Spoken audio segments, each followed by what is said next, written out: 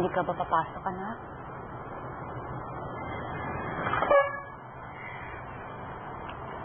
Alam ko na ho yung mangyayari doon. Nakabantay na po yung mga press. Kung pinagkaguluhan po nila ako noon, lalo na po ngayon. Alam mo, anak, hindi ka pwedeng magpatalo sa kanila. Kailangan mong bumangon sa gitna ng lahat ng ito. Hindi ko na alam po ang gagawin ko eh. Sigurado po ako nakita ng lahat ng mga kaklase ko yung video. Hindi ko po alam kung paano ko po haharapin yung mga tingin nila sa akin. Alam kong mahirap. Pero kailangan mong gawin. Isipin mo na lang na hindi ka nag-iisa, anak. Kasama mo ako. Andito ako palagi sa tabi mo. Gusto mo bang samahan kitang humingi ng tulong sa kanya?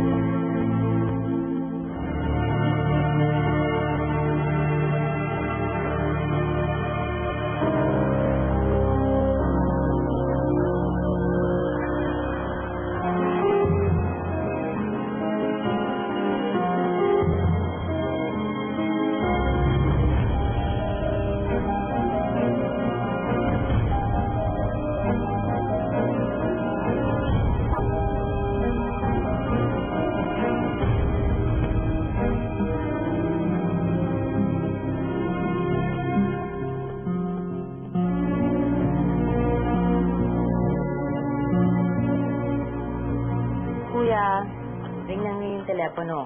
Hindi tumitigil ang press. Tinatanong nila kung kailan ka ba daw magbibigay ng statement tungkol sa sex scandal ni Tina. Magbibigay ako ng statement kung alam ko ang sasabihin ko. Pero as of now, wala pa ako mabibigay. Kaya please, Leona, huwag mo na akong kulitin. Let the press secretary handle this.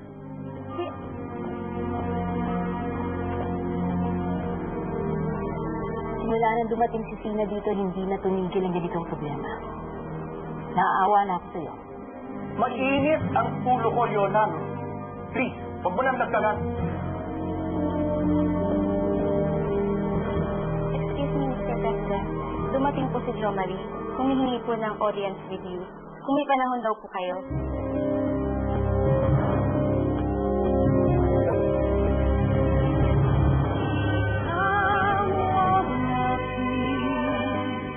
Ang tatlong P ng tanging yaman. Pamilya.